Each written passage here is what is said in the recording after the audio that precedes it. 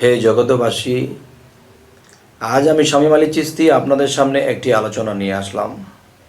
সেই আলোচনাটি হলো যে হজরত ঈসা আলাইহিস সালাম বলেছেন যে তোমরা শিশুর মতো হও। তো আমরা একটা সাবালক মানুষ, আমরা জগতে সাবালক হয়ে জন্মাইনি, কিন্তু শিশু থেকে আমরা সাবালক হয়েছি। কিন্তু একজন সাবালক মানুষ কিভাবে শিশুর মতো আচরণ করতে পারে? শিশুকে চকলেট দিলেও খুশি, এবং দেখা গেছে তাকে একটু আদর দিলে সে খুশি। কিন্তু একটা সাবালক মানুষ, তার চাহিদা থাকবে যে আমি একটা বাড়ি করব, আমি এটা করবো, আমি সেটা করব, আমার একটা বড় কিছু করতে হবে। তাহলে এই স্বপ্নগুলো কিন্তু একটা শিশু করে না। একটা শিশুকে চকলেট দিয়েছে, সে হাসতেছে, খেলতেছে, খাইতেছে, তাকে যা বলতেছে সে শুনতেছে, মাথা নোকাইতেছে। তাহলে বোঝা গেল কি যে হজরত ঈসা আলাইহিস সালাম তিনি বলেছেন শিশুর মতো হও।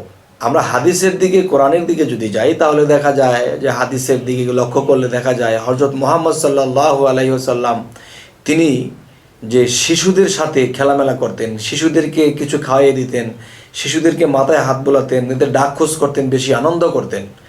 তাহলে তিনি শিশুর সাথে শিশুর মতো করে মিশে যাইত। তাহলে এখানে একটা রহস্য অবশ্যই আছে।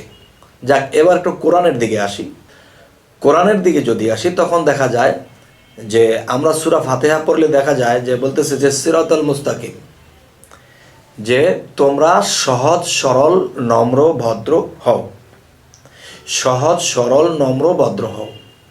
যেমন একটা কথা বলা হয়েছে যে শিশুর মতো আচরণ যার, তিনি কিন্তু সরল, যেরকম বুঝায় তেরকমই সে বোঝে, কিন্তু সে কোনো উগ্র ভাব করে না, এটা লাগবে সেটা লাগবে, বা বাড়ি করব গাড়ি করব, ওরকম কোনো চিন্তা ভাবনা তার নেই।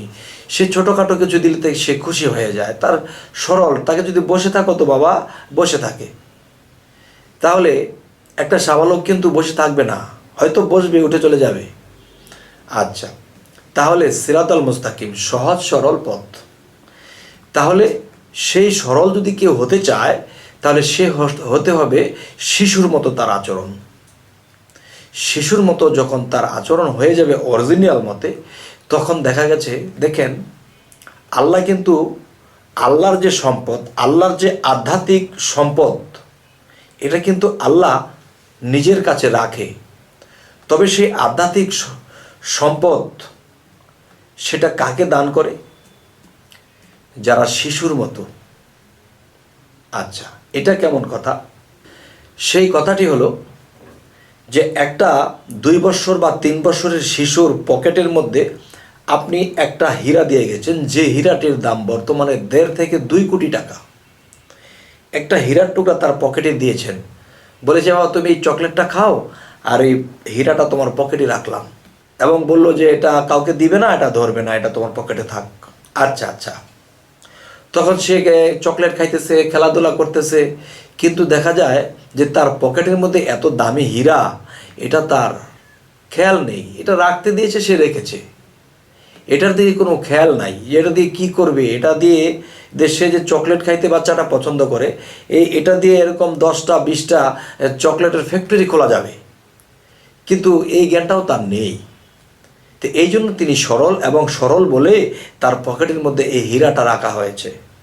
এবং যখন সময় হবে তখন যার হীরা সে এটা বুঝে পাবে। আর যদি কোনো সাবালক ব্যক্তি, কোনো জ্ঞানী ব্যক্তিকে এই হীরাটা দেওয়া হতো রাখতে, হয়তো তার ভিতরে এমন কিছু কাজ করতো, এই হীরাটা দিয়েছে, এটা তো কোটি কোটি টাকা দাম, এটা দিয়ে কিছু করে ফেলি, এরপরে আমি যদি কোনো ব্যবসা বাণিজ্য বা বড় কিছু হতে পারি, তখন তার হীরাটা তাকে ফেরত দিয়ে দেব। কিন্তু দেখা যায় বাবা, এই হীরাটা হয়তো কেউ এরকম মনে করে কাজে লাগাবে, কিন্তু সে হয়তো কাজে লাগিয়ে লস খেতে পারে, সে আর জোগাতে পারবে না, এটা দিতে পারবে না। তখন তার কাছে যে এটা মজুদ রেখেছে, তখন তাকে এটা ফেরত দিতে পারবে না। তবে শিশুর কাছে এটা ফেরত পাবে। তবে একটা সাবালক মানুষ, একটা মোটামুটিভাবে একটা সাবালক মানুষ যারা বুঝে যে এই একটা হীরা দিয়ে আমি অনেক কিছু করতে পারবো, তখন তার কাছে কিন্তু একজন বুঝমান ব্যক্তি এটা দিবে না। এরকম আল্লাহ বলেছে, তোমরা যদি কেউ আমার ধনে ধনী হতে চাও, তাহলে শিশুর মতো হও, সহজ সরল হও, নম্রভদ্র হও। তখন তোমরা দেখবা এই জিনিসগুলো আমার সম্পদগুলো পাইবার জন্য তোমার হয়ে যাবে ভাও। তবে জগতবাসী, আজকে এই প্রসঙ্গটি কেন বললাম, যে আমরা কিন্তু ছোটবেলা থেকে দেখে আসছি, শুনে আসছি যে 7 বছর থেকে নামাজ ধরতে হবে। সেই 7 বছর থেকে সূরা ফাতিহার মধ্যে পড়তেছি যে সিরাতুল মুস্তাকিম, হে আল্লাহ তুমি আমাদেরকে সিরাতুল মুস্তাকিমের পথ দান করো, সিরাতুল মুস্তাকিমের পথ দান করো। যখন নামাজটা পড়েছি সে মসজিদে পড়ি আর ঘরে পড়ি, কিন্তু বাহিরে গিয়ে তখন আর আমার সিরাতুল মুস্তাকিম থাকে না। তো দেখা যাচ্ছে 80 বছর 100 বছর যদি বাঁচি এবং শুধু বলতেই আছি যে আল্লাহ তুমি সিরাতুল মুস্তাকিমের পথ দান করো, সহজ সরল বানিয়ে দাও, সহজ সরল পথ আমাকে দাও, কিন্তু দেখা গেছে প্রত্যেক দিন চাইতেছি আর এই সহজ সরল আমি হচ্ছি না। আমার ভিতরে গরল রয়ে গেছে, নামাজের মধ্যে আমি মসজিদে থাকতে পারি না, নামাজের মধ্যে আমি নামাজের স্থানে থাকি না, আমি চলে যাই বিভিন্ন স্থানে। তখন দেখা গেছে আমাদের ভিতরে গরল আছে, সরল নেই। আর সরল নেই বলে সেই হীরা বা আল্লাহর ধন আমাদেরকে দেয় না। আর যদি অবুঝ হইতাম, অজ্ঞানের মতো শুধু তাকেই চিনতাম, শুধু তাকেই ভালোবাসতাম, যে আল্লাহকে ছাড়া আর কিছু চাইতাম না, তখন অজ্ঞানের মতো যখন আল্লাহকে ভালোবাসতাম, তখন আল্লাহ এই অজ্ঞানীকে আল্লাহর সাথে মিশিয়ে নিত। এখন দেখা গেছে যে আমার তো জ্ঞান আছে, এটা করলে সেটা হবে, সেটা করলে সেটা হবে, তখন আল্লাহকে বাদ দিয়ে আল্লাহর কাছে অনেক কিছু চাই, আল্লাহ এটা দাও, আল্লাহ সেটা দাও, আল্লাহ সেটা দাও। তখন দেখা গেছে যে আল্লাহকে চাই না, আল্লাহর ধন চাই, বেহেশত চাই, দোজক থেকে বাঁচতে চাই, আল্লাহকে চাই না।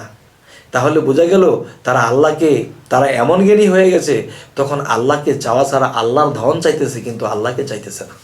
আজকে আমি বোঝাইতে চাচ্ছি এই কথাগুলোই, যে আমরা যে ভুলগুলো করে থাকি, এখানেই সেই ভুল, যে আমরা সরল হতে হবে, সহজ হতে হবে এবং শিশুর মতো হতে হবে।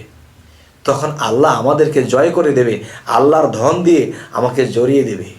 তখন আল্লাহর ধনে যদি ধনী হতে পারি, তখন আল্লাহর সাথে মিশতে পারবো। হে জগতবাসী, তো আজ এই কথাগুলো বলেই রাখছি। সকলেই ভালো থাকবেন। আল্লাহ হাফিজ।